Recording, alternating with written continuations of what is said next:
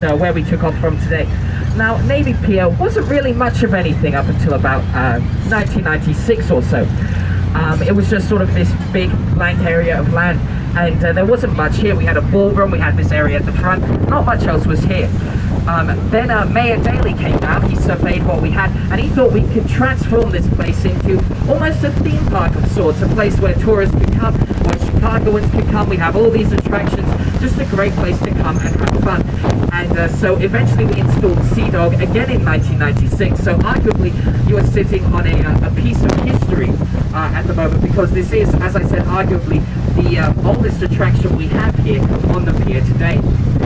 Now, Navy Pier before that was a university campus for a couple of decades in the mid-1900s, the University of Illinois at Chicago. Now, the University of Illinois at Chicago, they were noted at their time for their great swim team they had, and supposedly this is because the coaches would just dump the kids into the water and go swim. So these kids had a choice, they could sink or they could swim.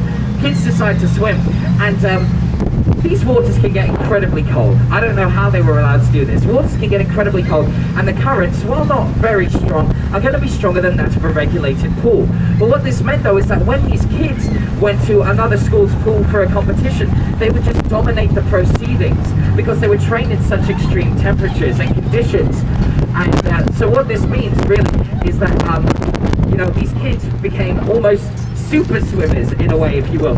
And so they actually became one of the most acclaimed and accoladed swim teams in the nation. And right now UIC is really just known for its stunning theatre program, puts out a lot of great students. It will always be remembered for its time here on Navy Pier, though. Before that, Navy Pier, Naval Training Base, hence the name Navy Pier. Funny that.